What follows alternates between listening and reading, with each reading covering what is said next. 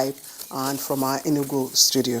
But let me begin with Professor Nuhu Yakub, who is a familiar face. He's right here with us in Abuja studio. He's a political scientist and former Vice Chancellor of the University of Abuja, as well as Sokoto State University. Prof, thank you once again for joining us. Thank you. And we also have here in Abuja, Her Excellency Ambassador Nkoyo Toyo, founder, Gender and Development Action, former House of Representatives member, and of course, former Nigerian ambassador to Ethiopia. Thank you very much for joining us. Thank you very much. All right, and joining us from our Enugu Network Studios, would like to welcome Osita Okechukwu, who is Director General, Voice of Nigeria. Mr. Okechukwu, pleasure to have you with us on the program.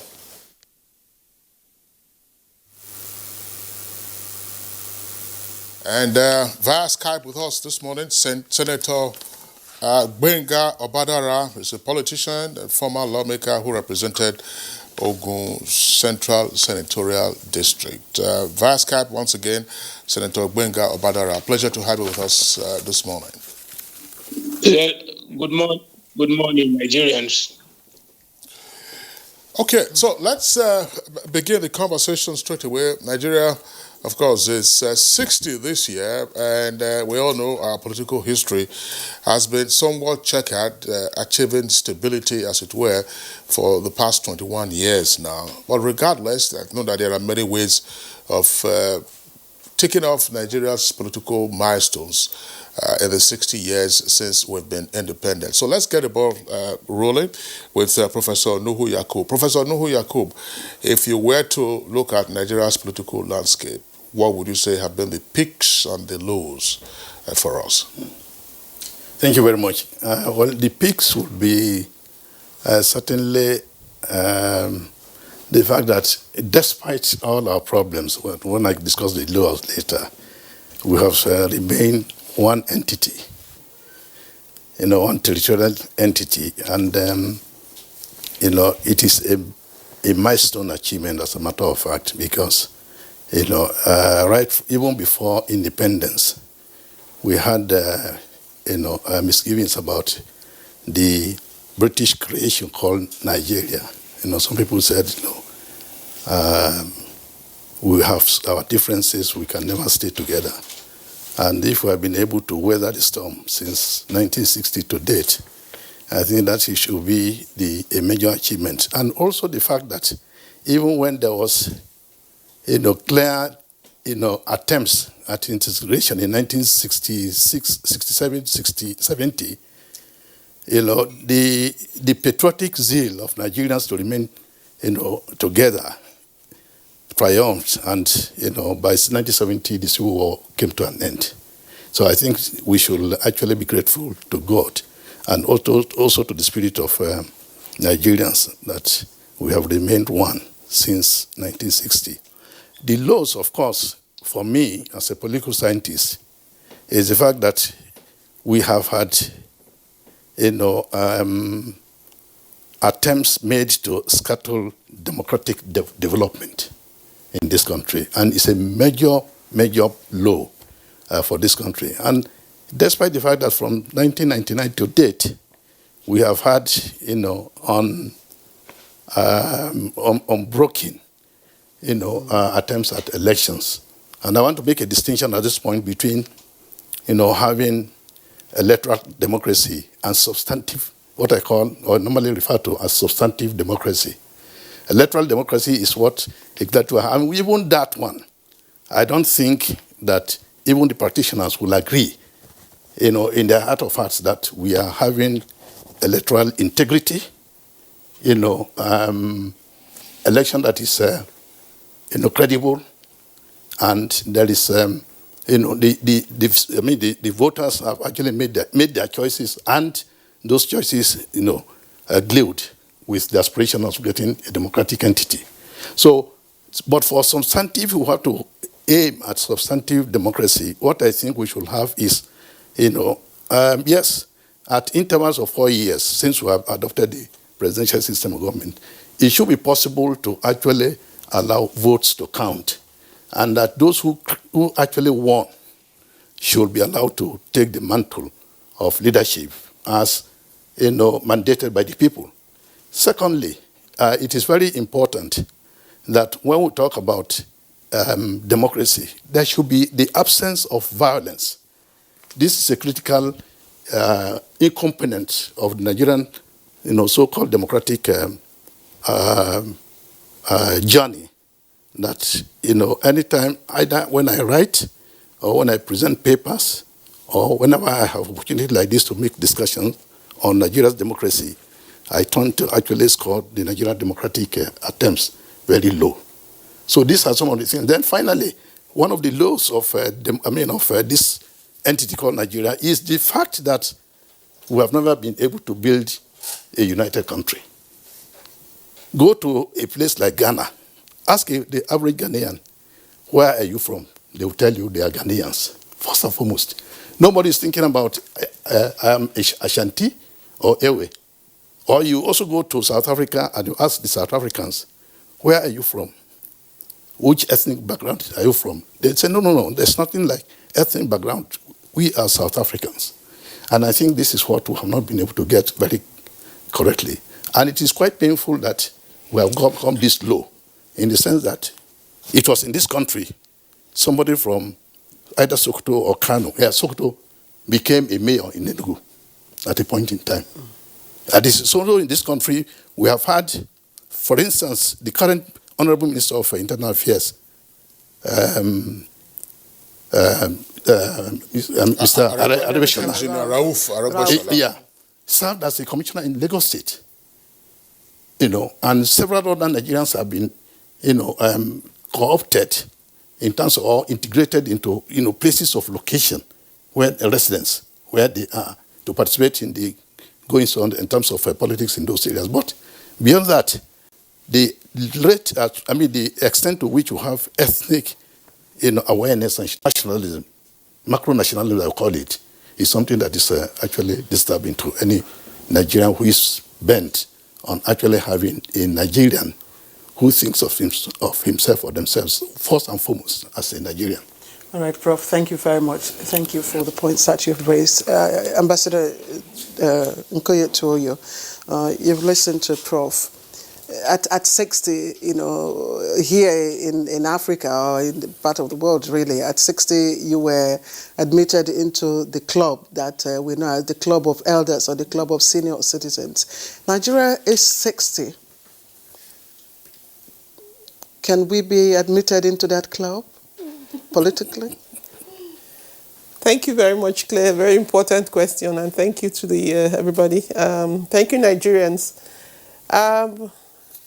I think sometimes we start the lamentations of Nigeria and we can't get out of it. But really, there is a lot that we are seriously unhappy about. Just to think about one or two things that Prof has said, particularly this question of unity. I guess that unity has to be much more than just a question of coexistence. I think the large part of what we used to think was a huge profit to us as a country, which was the fact that we were together, is actually being eroded by the internal contradictions within the country today. It was okay in the 70s to think about our unity because we were actually coming out of the Civil War, and the Civil War had marred us in many ways.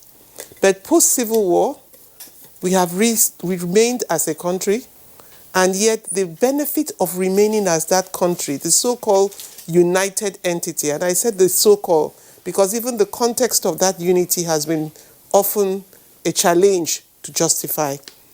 It has come to a position that today people have decided, like Professor said, it's better to become a member of a subnational body or subnational entity than it is to become a member of the country itself. So I would like to say that our size is important.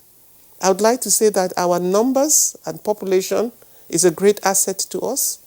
I would like to say that the fact that we have a huge young population is a remarkable asset to us.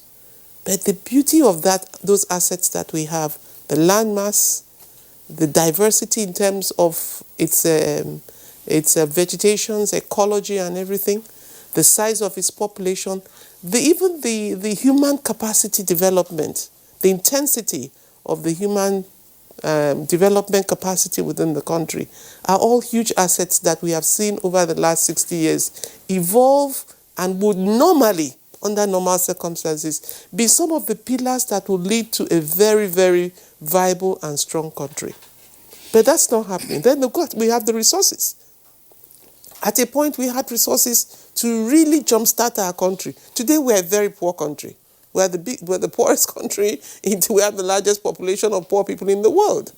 You know, so we are now a poor country, unfortunately, and one that cannot pay its bills anymore, which is why, of course, NLC is talking about strike.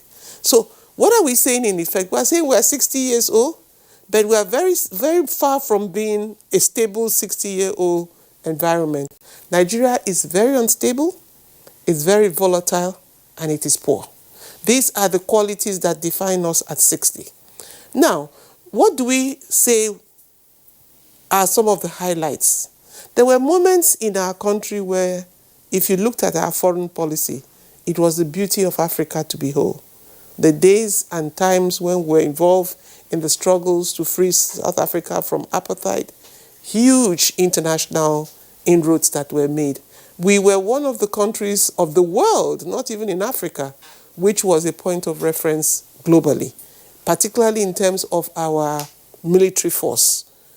But look at it. We can't even defend the boundaries of our country anymore. A governor of a state was almost dealt with the other day, attacked by whoever, bandits or wherever they are called, or terrorists or whatever they are.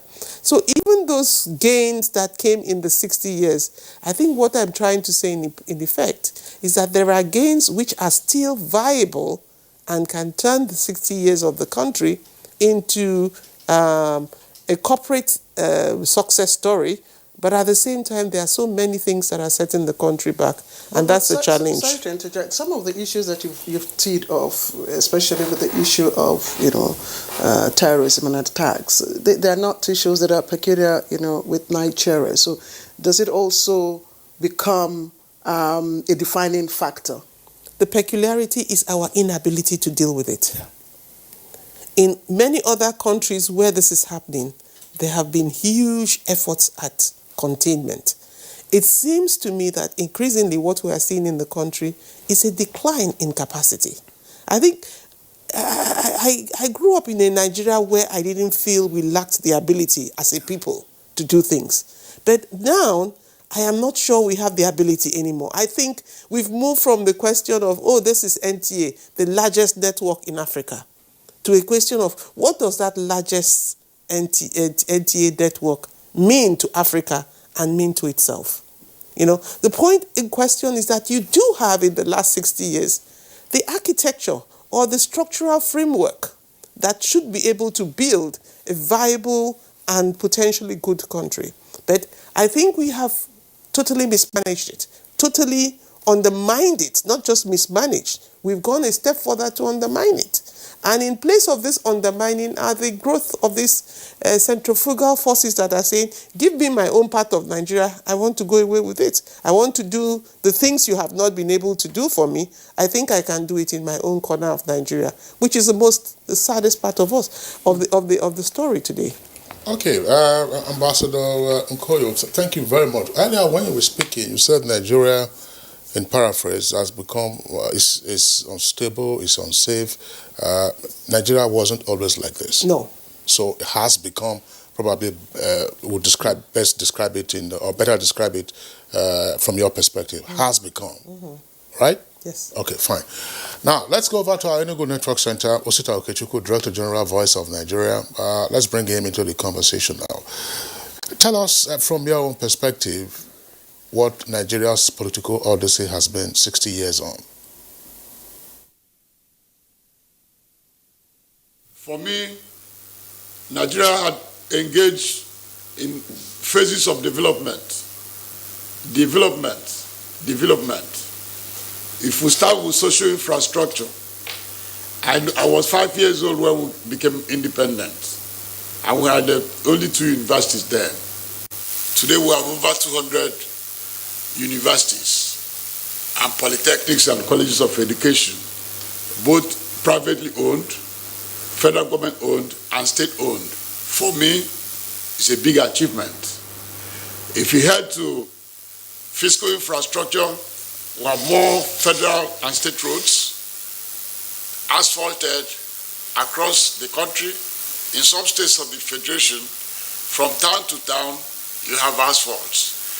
In some other states, you have seen improvement in the average standard of living.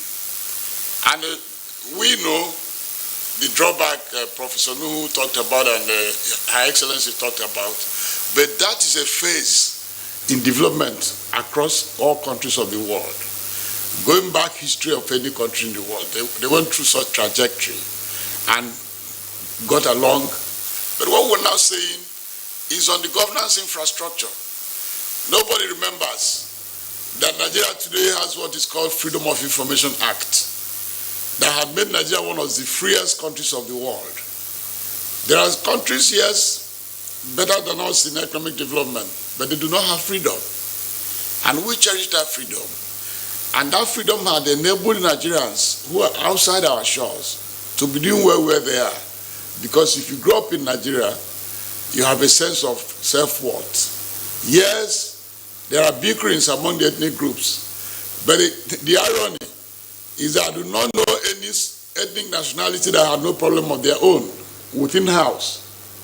So it's not as if it's we versus you. No, that erosion of is a very, very utopian assumption. Yes, you are Igbo. If the Igbos are one, then everybody. The Igbos are not one. The Hausas are not one. The Yorubas are not one. The Tips are not one. The Shekiris are not one. The point of the matter is that this is our phase of development. And as we continue to improve on our social infrastructure and fiscal infrastructure, we overcome. I see Nigeria getting greater by the day because as growing up, I know there are trajectories of drawbacks, yes, but the point is that a holistic view of the country shows that Nigeria is developing at a very rapid rate that will take us to the giant of Africa that we are. As Her Excellency said, anybody who looks into our population should thank our stars. We should all be grateful to Almighty God. One, we have over 60% of the youth cadre who belong to the 10 most populous countries of the world. Among those 10, it's only about 3 where we belong that have youth advantage. The biggest ones, like the Chinese, they have more old people than young people. The Indians can also go 50-50, but we are going 70 youths. So I think what we do is how best to manage our youths, how best to channel their thoughts, that it is not about the friendship between one ethnic group or the other, because most of those towns and villages where we come from, they are also bickerings. I studied about my own village, and I said, if there's bickering in my village, we have the same Igbo stock, we have the same parentage going by oral history, and about 89%, 98% of Eke, where I come from, are Catholics. Then where's bickering? Where do we locate the bickering? Do we locate it on ethnicity? No. Do we locate it on language? No. So the point is that this is our level of development. And the more we start looking inwards, those in their various states should start querying their own governors, start querying their own chairman of local council and their councillors. The more we use public funds to develop ourselves and our country, it will be better for us. And then the peace we are looking at, because we're looking at the underdevelopment as if it is caused by one ethnic group or the other. Yes, there are contradictions, but those contradictions are germane or among the cause of any development. What is going on today in America about racism? Nobody thought of that before, but it was there. But it had been, by the fact of the tone of the leadership, it had gotten heightened. So all we need to do is, wherever we are, let's tell ourselves the honest truth, that the problem is not ethnicity, it's not a tribe per se or religion, but our cause. How do we face our utilization of public funds? Do we collectively, wherever we find ourselves, place the public interest above self-interest? Because if you claim that you are representing the Igbos and you are not doing well with their public fund, you are just being deceitful. Or you claim you are representing the Hausas or Yorubas and you are not prudent with the management of resources at their disposal, we are not helping the country. So I think that our problem is, most importantly, how do we manage the public resource at our disposal, especially for some of us who have the social contract of presiding over the country on behalf of our people. So we must not forget our people. So the contradiction is basically on mismanagement of our resource. I'm not saying that there are no contradictions on ethnicity. Yes, there are, but it's not the main issue. The main issue that keeps us where we are is how do we place public interest above self. We are becoming too selfish, and because of that selfishness, it's not been very helpful. So I think Nigeria, on the whole, we cannot say that we are not developing. We are fast developing. All right, thank you, DG Vaughan. Thank you very much. Let's now bring in our guest via Skype, Senator Gbenga Obadara, who is a politician, of course, former lawmaker representing Ogun Central Senatorial District. Senator, you've listened to the three guests that have spoken so far, and indeed, Ambassador Nkoye Tuoyo did say Nigeria has become. We do know that all entities, that's what philosophers say, all entities are in a constant state of being, so we're moving, moving. So it's within this context, I'd like you to evaluate for us the framework that has shaped our political history. How has it evolved? Hello, good morning to my co-discussant and Nigerians. Yeah, even for a child to have been born and been able to live to 60 years, let us thank God for the Federal Republic of Nigeria. We know that the political landscape, considering our 60 years of existence, that the integrum which we have run over time, and we had a consistent political years that's between 1999 to date. Let's give glory to God. But given that the landscape was supposed to have achieved, it is extremely not palatable. Why? You see many elections are being run, and you can see what becomes of our elections. If the election is not monetized, you will see it will be rigged. If it is not rigged, you will see the manipulations. But having said that, for us to start having a flip-flop and still being able to get it right, imagine what happened in Edo State.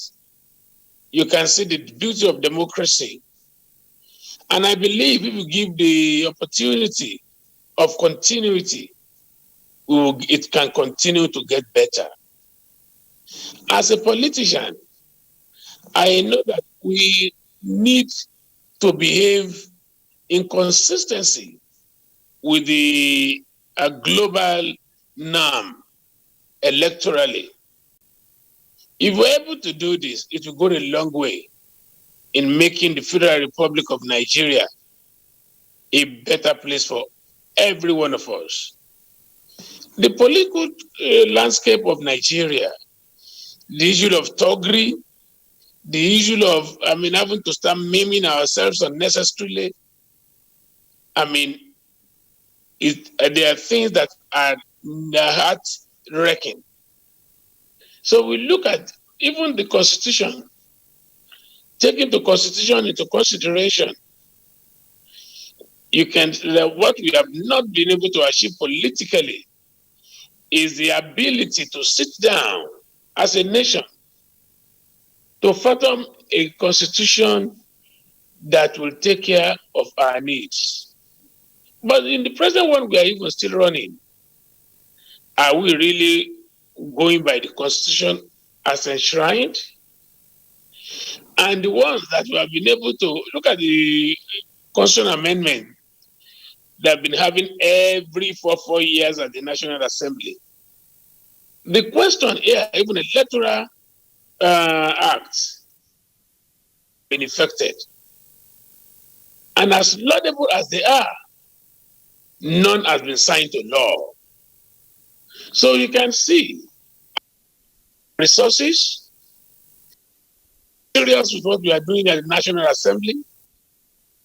Are we really working at the National Assembly to justify the existence of that institution? A situation where the Constitution, any motion.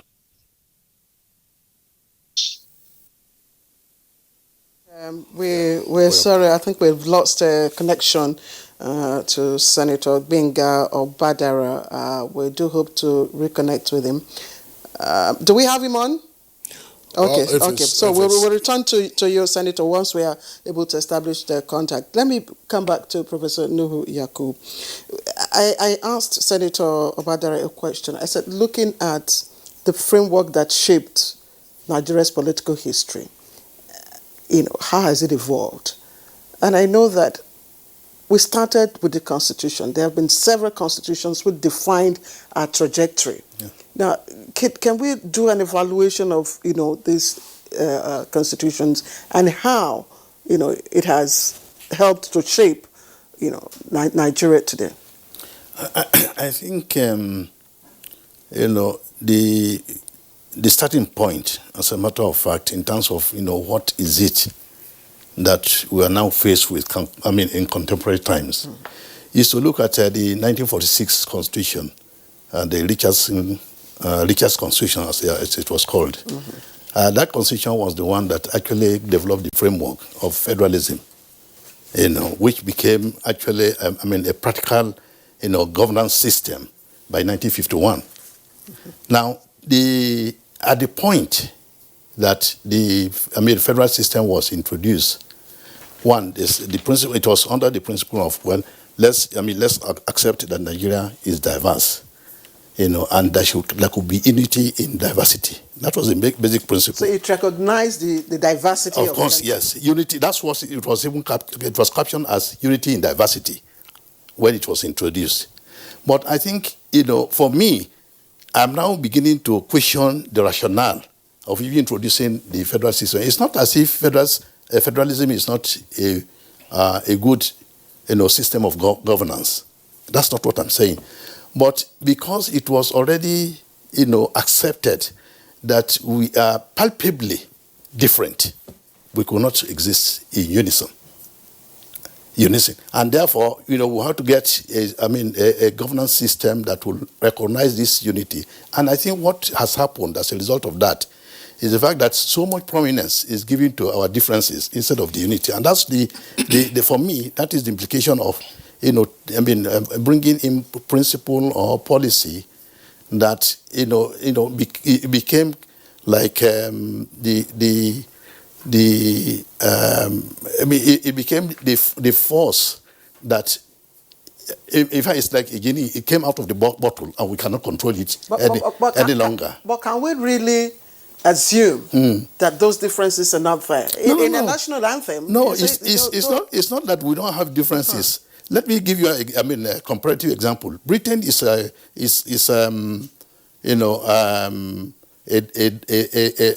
country. Confederate.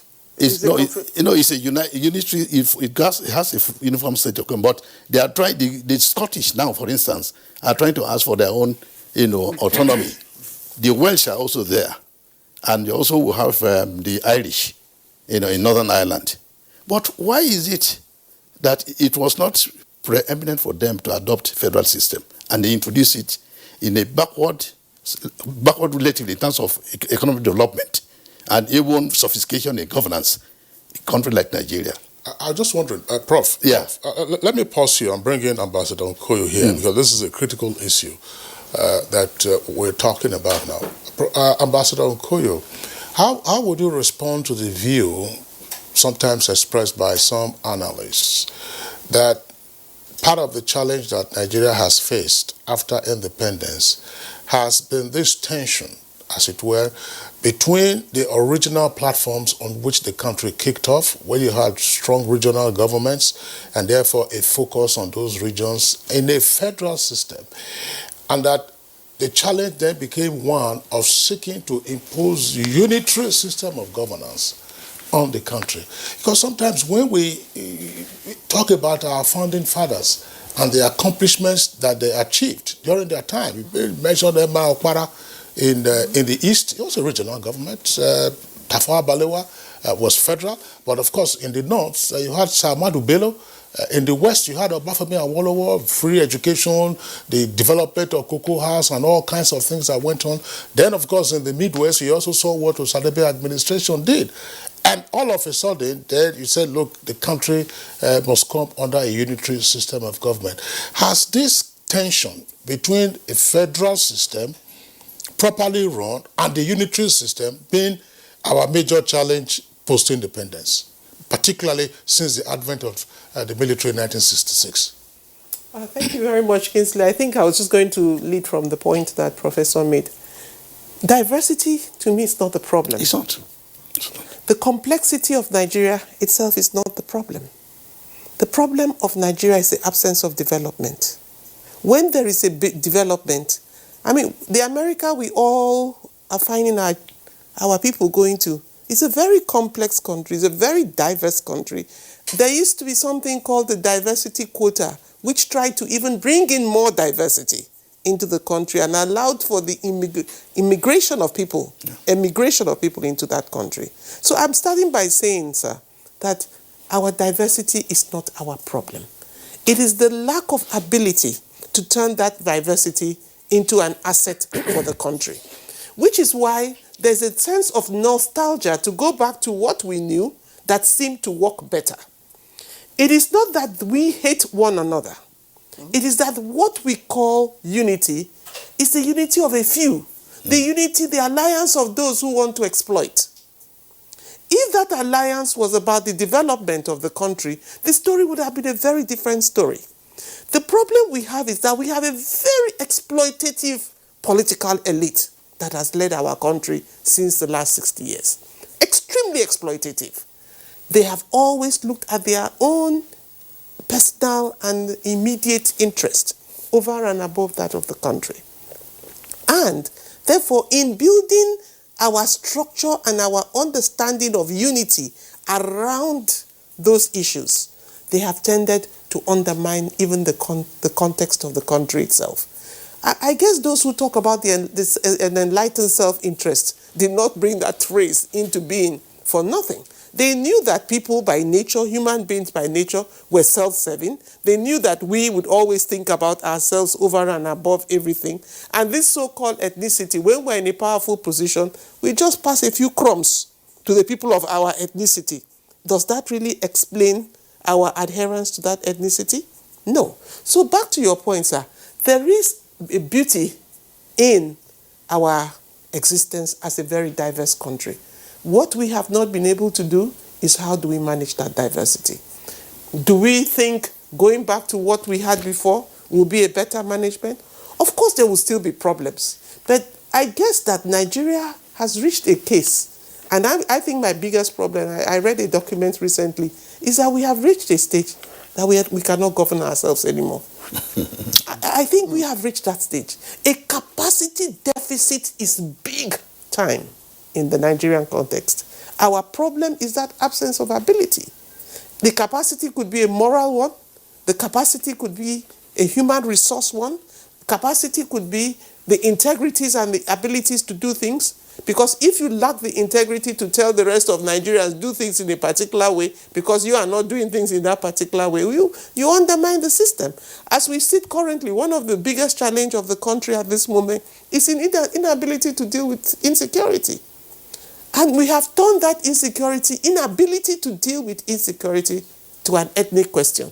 Suddenly we have started the demonization of the Fulanis on account of our inability in the first place to deal with an insecurity problem. So you see how the incapacity of government itself predisposes us to the allegations and the things we say about each other. But there are principles that have been enunciated or promulgated to deal with these issues. Principles like federal character. Principles. We don't have the capacity to deal with it. And even We have undermined them to such a point but you see, that there's the this lack is of capacity. it appears well, Ambassador, thanks. Part of the issue is, look, politics provides the organizing principle. Yes. For governance. Mm-hmm. Now, there are persons who argue, when we feel nostalgic about what happened in the First Republic with our founding fathers, what they achieved in their separate regions and so on and so forth, some federalist scholars will say, oh, that's because we had federalism, as it were. And that the challenge has been an attempt at imposing the unitary system of governance throughout the country, which is, when you're talking about insecurity now, some persons would then say, look, that's advocates, for instance, today of state police would argue, oh, if we had state police, perhaps they might have been dealing with some of these issues before they now became a national challenge. Even though we also saw the abuses in the First Republic, mm-hmm. Native mm-hmm. Authority Police, mm-hmm. and so on and so forth, misused for political mm-hmm. Ends. But I know that, Prof, you've made your point, but I will return to you. I want to sit down, Okechukwu, the DG of Voice of Nigeria, to also speak to this particular question of how we have tried to use the organizing principles of politics and therefore to deliver on governance. Federalism versus unitary system as tensions in our polity over the past 60 years. And of course, the symptoms of the consequences such as we have today, as Ambassador Toye has said, with regard to insecurity.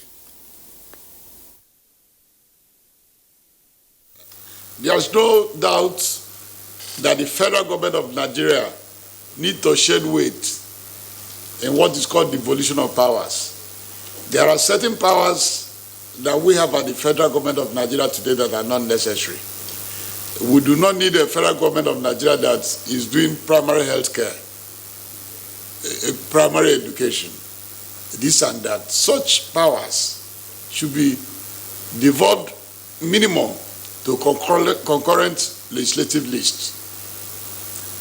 Certain mining as well should also go to concurrent legislative lists, so that some states might advance along that line. But there is also an utopian assumption.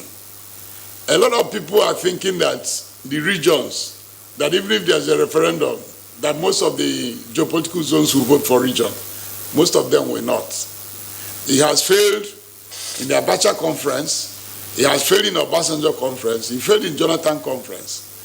In 2014 Jonathan conference, a lot of people make an assumption that region was adopted. It wasn't.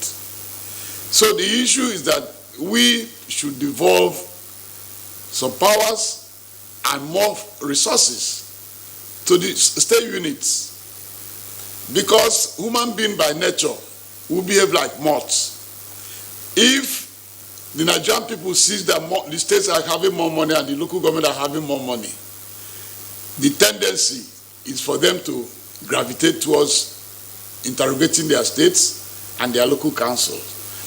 The Constitution, 1999 Constitution of Nigeria, yes, it has its own defects, but the truth of the matter is that there have been amendments, and these amendments might not be the bang some are expecting.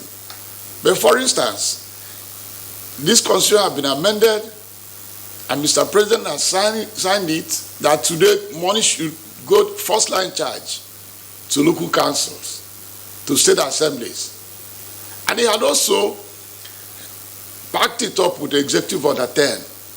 The Executive Order 10 was to give life to that amendment. But guess what? It's been opposed across party lines by most governors. They do not want the state judiciary to have a first line charge of direct funding. They do not have the local council to have a first line charge. But if they do, that will be better for the country. And if more money is removed from the federal percentage on revenue allocation and given to the states and councils directly, the tendency will be that the noise at the center and the push at the center will be lessened throughout the whole federal system of government. there are areas that the federal government of Nigeria should manage, and there are areas they should devolve within the federal and the states, concurrent, and some directly to residual list that the subnational government will be in charge. But let nobody start thinking that if there's a referendum today, that the geopolitical zones will agree to have one government at the regional level. No, it had failed roundly. Why it failed is the same I passed my neighbor syndrome. The people are not looking at development from direct management of public, how is public fund managed. Some are even happy. They will tell you that their brother, yes, are you trying my brother for stealing? What of the other man? No, we should all join hands and interrogate our leaders on how they manage our public funds. Because the selfishness tendency is what is undermining our growth. And without development, we'll have more agitation by the day. We'll have more insecurity. Look at, for instance, the issue of agriculture. Mr. President had in the past 5 years initiated what is called the Anchor Growers Program in our agriculture, which gives the community ownership of whichever crop that is arable in their own land. And luckily, the country is well endowed with arable soil, that one crop or the other that grows in the north, some grow in the south, some grow in the west, some grow in the east. So we should start looking at what are those potholes that is leading us to insecurity, that is leading us to corruption. Those potholes is potholes of underdevelopment, the absence of growth. And we can grow, and we can only do it ourselves. But if we continue to march on ethnic basis, that this ethnic group is our enemy, if I don't appoint my brother to a high office, it will be bad on my side, we cannot go anywhere. But I think we shall overcome. DJ Von Osita Okechukwu, we understand you've got a flight to catch, so we'll just appreciate you at this point for your contributions and wish you safe flight to your destination. DJ Osita Okechukwu, Director General of Voice of Nigeria, joining us from our Enugu studio. Thank you. Thank you. Okay, let's again bring in our guest via Skype, Senator Gbenga Obadara, before we come back to Ambassador Nkoyi Toyo. Can we have him on? Is he on? Okay, fine. Senator Obadara, well, I'm sure you have listened. We lost our connection with you earlier on. But Kingsley asked a question that it would appear that the gains, of post-independence, just before, from 1960, under regionalism, would appeal, to a lot of people, and then, of course, would present an urge or a desire to revert to that period. But the convergence opinion, here in the studio from our two guests would appear that we do not have the capacity to deal with the gaps in our diversity, which is development. From your perspective, how do we begin to develop this capacity?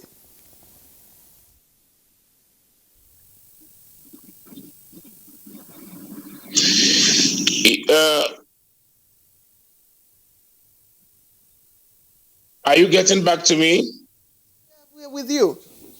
We are with you, Senator Badara. We are with you. You want me to? Thank you. Fine. Did you get my question? Thank you, madam. Did you get my question? No, please, because the link is poor. I'm hearing you now. Yeah, so I said Kingsley had earlier posed a question about, the urge or desire to revert to regionalism because of the fruits. Not exactly. I didn't say return to regionalism. I used regionalism to illustrate the federal system of government versus the unitary system of government, which the military then introduced from 1966. Okay, I think it was when you have federating units now by way of states and not regions, could you then continue on that theme of a unitary system of government versus what some advocates will refer to as true federalism? Okay, did you get that? Oh, Did you get that? yeah, I got it. Yes. Okay, so I got it. Yes. okay, so take along with you, Yes. because the Yeah, opinion yes, here. I'm hearing you. You see, the problem we have in the federating unit of the Federal Republic have been so much misconstrued by even the governance. Now imagine there are only two federating units, the state and the federal. Look at the situation, what happened when they brought in the issue of the local government. You see this, the governors, majority of them, if not all, they kicked against it. Now, see what has been achieved when we were running the regional government. I'm proud to have said tremendously our forefathers that fought for independence, they achieved more. Now, see what happened in the western region of the western region. See what Chief Obafemi Awolowo did with agriculture. There was no oil that time. Are you talking of what Sardauna did in the north and in the east as well? They were more developed at the rate that they were going that time than what we have achieved so far. So the problem is, as one of the mantra of the present government, eat what you produce. Now that time, see the first television in Africa, see the stadium, the first stadium built by Chief Obafemi Awolowo, see the free education, the health, and see what happened. There was the pyramid, the granite pyramid in the north, and many, see the coal in the east. Now we are very proud of them having been able to establish that.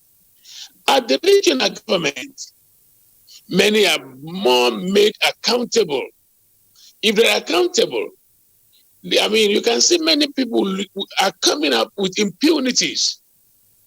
If we need to say fact to ourselves, many things we would not even have accepted as a common norm. One would say, if we have a regional government, lots will be achieved. And part of it, I said, is we must go back to parliamentary government. At the parliamentary government at regional level, you will see that the amount used in running government is lower than this presidential system of government. The presidential, even at the local government level, the councillor wants to have first lady of the local of the ward, the chairman of the council, the first lady and the paraphernalia of office. And again, you look at how those things, do you know the amount of money our governors are using? Look at the entourage. At times, I mean, you're going to have almost 20, 40 cars following a governor. I mean, we don't have that resources. The best that will have happened, a prime minister in a regional government is accountable, will have to choose his ministers among the parliamentarians. And it goes down, down, and down like that. And for this to evolve, I would say that the National Assembly, when I was there, we mooted it. I mean, with the Senator Keremadu, and even David Mark.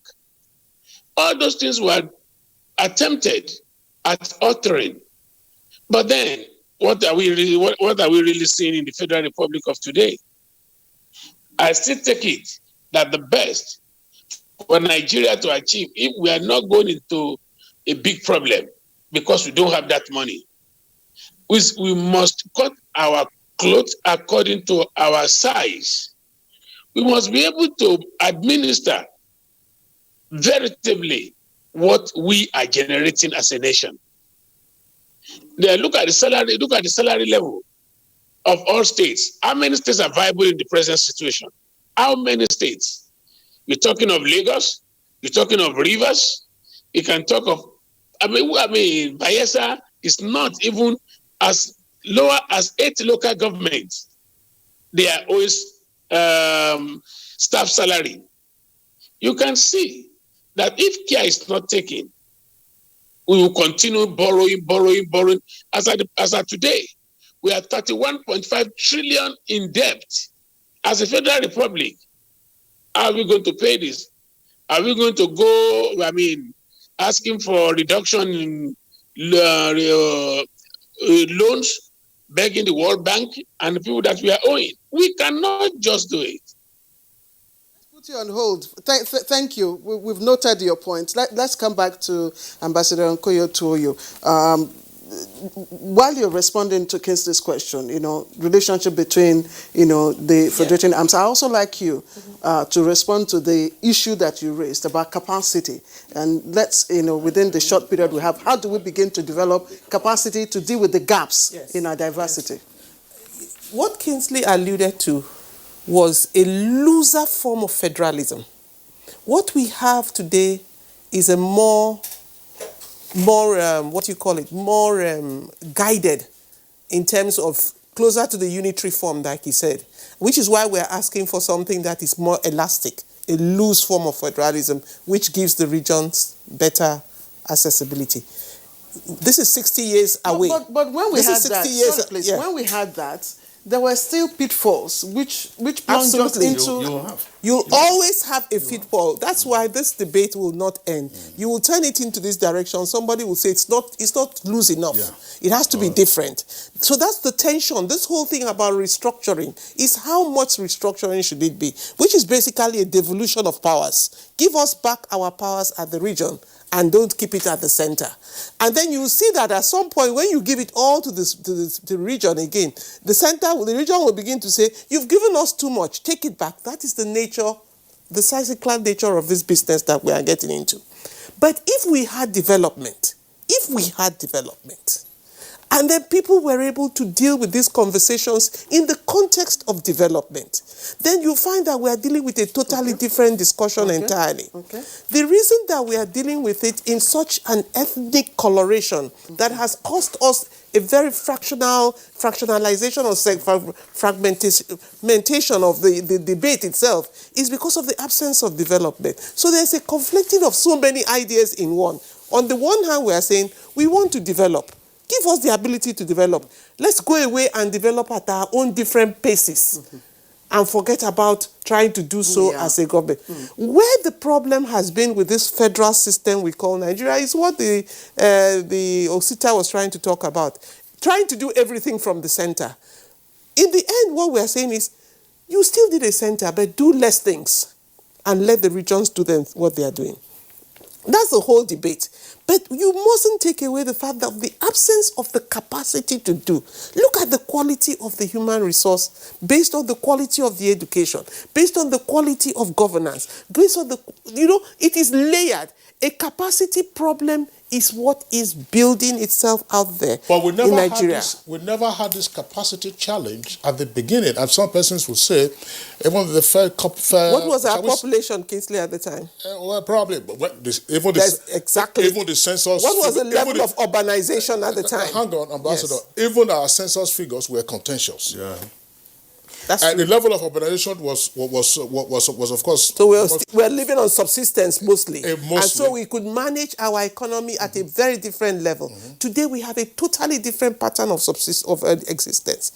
A large majority of our people are still living at subsistence level, but a more significant level have become urbanized. They have no attachment to land. The amount of land you have for the development of your people has reduced. The human ratio to land itself has changed entirely. So you are dealing.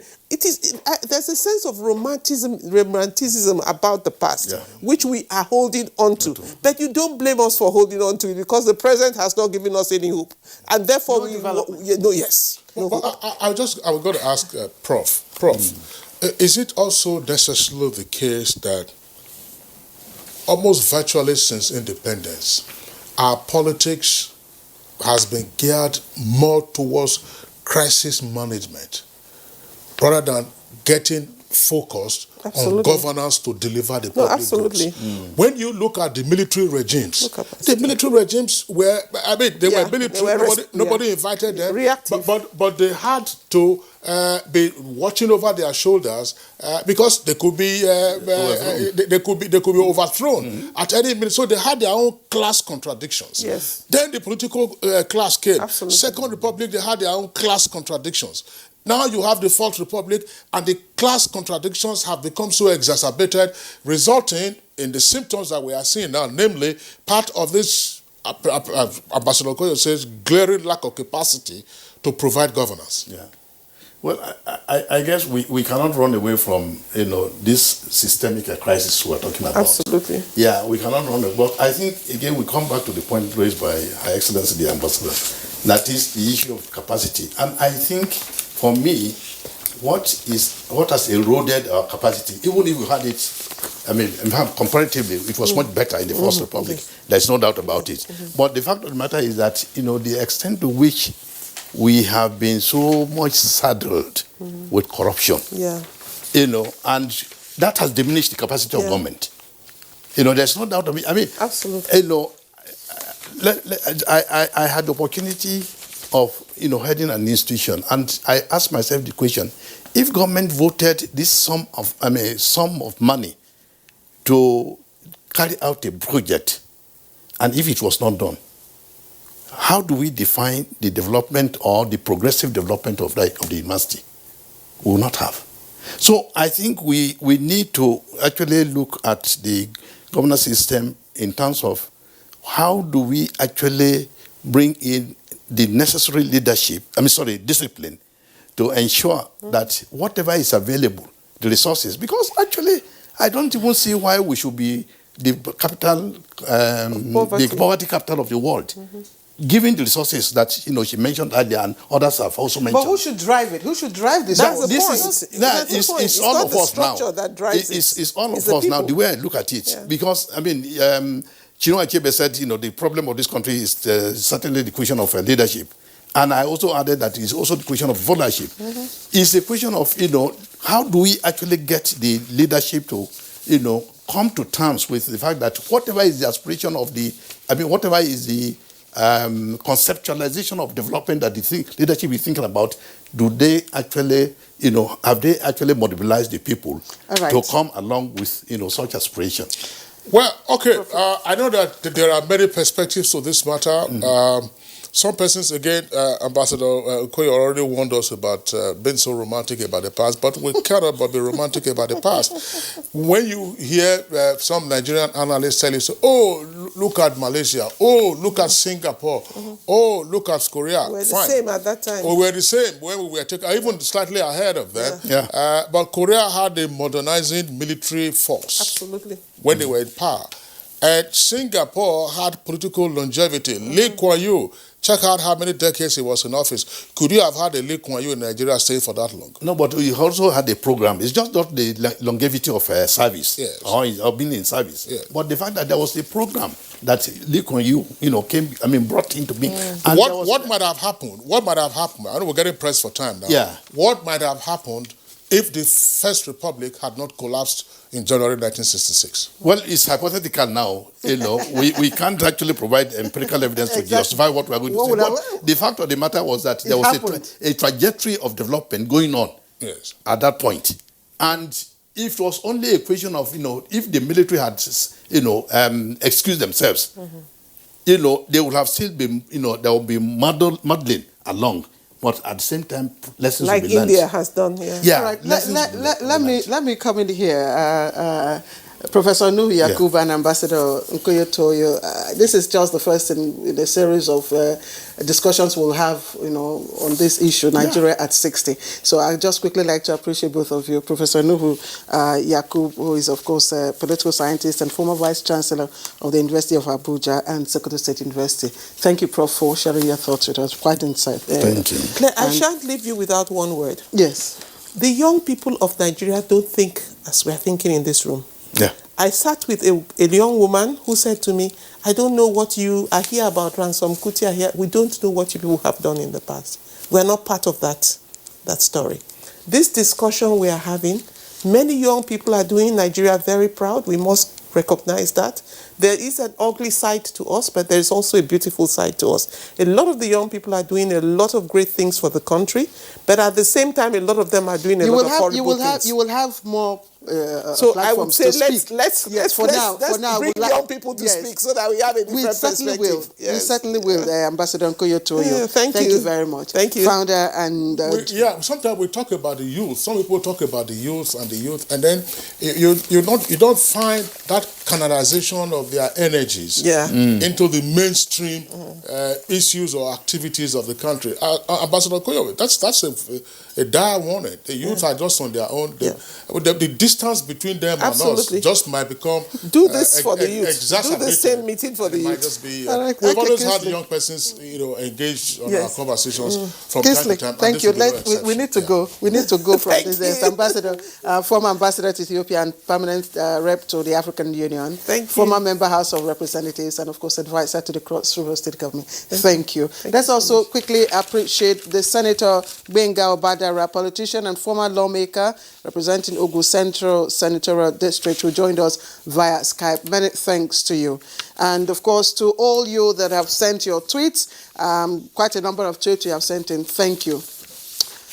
Let's take a short break now. When we come back, we'll look at labor, suspended labor strike and deregulation.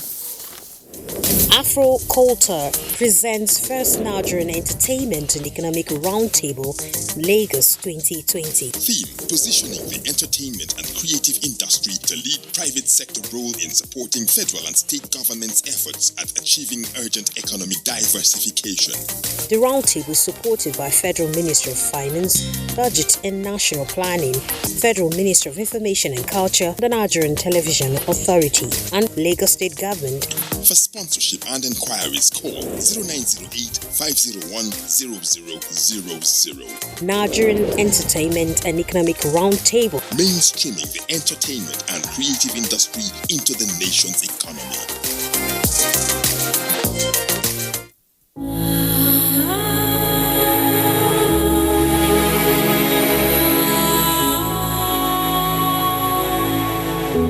Nigeria is a rich nation of green land, rich resources, countless crops and commodities sufficient to feed and provide a means of livelihood for her teeming population.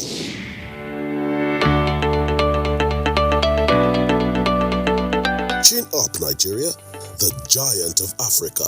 Exciting times are here. We can be self-reliant and grow our economy if we work together to explore our potential.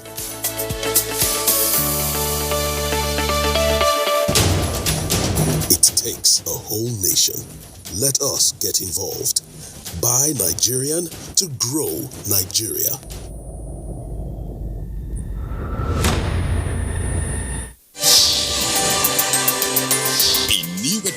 TV Guide is out, featuring great personalities from all walks of life. Expository interview with a young TV presenter who shows passion on what she does, Morayo Afolabi Brown of TVC. Pick a copy of this compendium of mind-blowing stories and get abreast with issues as regards media convergence, leadership, health, star profiles, star programs, fashion, sports, human angle stories, and lots more. Meet some media professionals within our space who have paid their dues in no small ways. TV Guide, very incisive, very educative and compelling. Grab a copy at the vendor near you or NTA stations nationwide. TV Guide, your indispensable companion.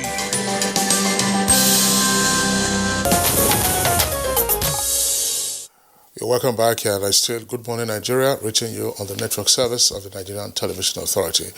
We have as our second topic for discussion this morning aspects of the deregulation of the petroleum downstream sector. And with us in the studios now is the National Secretary of the Independent Petroleum Marketers Association of Nigeria, IPMAN, Danladi Pasale. Pasale, pleasure to have you with us. Thank you very much. On Good Morning Nigeria. Straight away, tell us, what are for you, the likely challenges that will arise from the total deregulation, as it were now, of the downstream sector? No, the truth is that there is no, we have been clamoring for the regulation for quite a long time, because the truth is that regulation has become an issue in the system. When you have a full-time deregulation, it encourages investment, bring in investors, and it will even encourage our members to go into modular refinery, and even some of them are putting up a bigger refinery of 200,000 barrels per day. So it is really an issue that we have been clamoring for a long time, that we should have a full-time deregulation. So when you say that there's been an issue that's been on the table, we are aware of that. Now the regulation has come, as it were. For Ipman, what does it mean? I'm asking this question because it appears that for some persons, the regulation is primed on the continuing importation of refined petroleum products. It takes a while to set up modular refineries, no question about that. Yes. Yes. So what will be the role of Ipman in all of this? No, the truth is that Ipman now will be engaged in importation. If we go through the system, we are prepared, and we have been doing it before. We have done it before.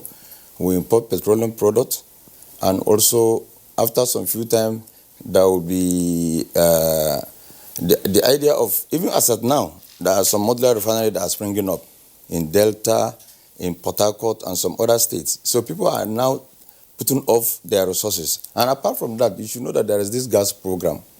The federal government is launching the gas program by this October. And Ipman member wanted to key in, because gas is an alternative to petrol. And it is even cheaper, and it is even environmentally more convincing and more cheaper, because in terms of petrol, we're talking of 160 something. And you know, when we talk of the regulation, it doesn't mean that the price will continue to increase. At the time, the price will still come down. It will crash. I'm wondering, why the pressure on deregulation. Like you said, you've been clamoring for deregulation for a long time, and indeed, it's been there for a long time. Yes. Why not clamor, for addressing the real issues which has dealt a big blow to the downstream sector, which is, of course, putting our refineries on, back on stream, increasing the capacity of our local refining and all that. Why are we bent on deregulate? We should push more for turning around our refineries. You see, you agree with me, for over 10 to 15 years we have been putting in so much resources on our refineries, and every day is the same story. The government will pump in money, and after 1 or 2, 3 months, the refinery will still go down. So I think that is the problem. And with the Nigerian system, the best option is to allow the private participation. And with private participation, things will be moving. And we are assuring it's the question of 2 to 3 months. You see, things will start changing. With this deregulation, what will start changing, and what are the factors that will drive that change? The question that is uppermost on our minds, and Claire just asked that again, the supply side. The supply side, where are our supplies coming from? I hear about modular refineries, which is a good thing, but a refinery to be producing 5,000 barrels or 5,000 liters, in the meantime, you have gigantic refineries, the same you have elsewhere in the world, and they are working. Yes. No, as at now, the Dangote refinery is coming up, and then apart from that, not even 5,000, some modular refinery are producing 10 to 20,000 barrels, as at now. So you see, the truth is that with this, the only small challenges is the issue of forex, to import the products. And with that, and we have gotten the assurance by the GMD and even the CBN, with that, it will encourage our member to go out and source for the product. With that competition, the price will still come down. How would the price come down? I mean, you are importing products, you are importing external inflation, you are importing external job costs, high job costs, you are importing externalities, and you are saying that the price will come down. In fact, I want you to respond to this speculation or this view that if we are not careful, consumers will be at the mercy of marketers who can fix their prices arbitrarily, take it or leave it. No, you see, if you look at the situation, that is why the market forces do a lot of issue in that matter. Where there are competition, where are people that wanted to turn around their businesses. You see, the issue of market forces is an issue. If you bring your product and you think you can sell it higher, some other person will bring his product and sell it lower than your own. It happened about 3-4 months ago, whereby the market forces has forced the price to come down. National Secretary, Let me tell you, by the time now, about 12 states has been earmarked for gas program, which is LPG and NCNG.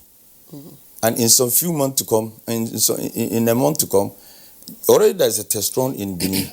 NIPCO have started it for the past 2 to 3, 4 years. If you go to Benin now, you find that 40 to 50% of the vehicles there are on gas. But sorry, Kingsley, you know, I know government has said the finances can no longer sustain, you know, the subsidizing and all. But I'm also wondering, or people are wondering, can't there be a form of equilibrium, Kingsley, between regulation and deregulation? We've seen in the past, you know, where before the Great Depression, we know it was the American economy was highly, you know, regulated. It was highly deregulated, and then it still crashed. We've seen what is going on.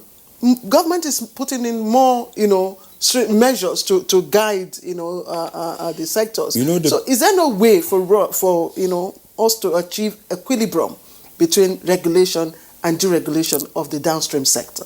You see, the situation in the world now, the whole world has economic issue. And Nigeria is also part of the system, part of the situation as at now. So the question now is, do we still have money to be putting in 1.something trillion to support subsidy? So the only option, let's start it somewhere. At least we have started in a good footing. Because spending that trillion, it means Nigeria will lose a lot of things. Instead of that, the government is bringing in a lot of palliative. There is Anchor program. There are so many programs that will help the workers and even the Nigerians. Like auto, and we should appreciate that.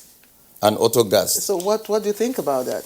No, that is a wonderful project. It is a kind of a revolution that the government is bringing in. And that revolution will take off in this October.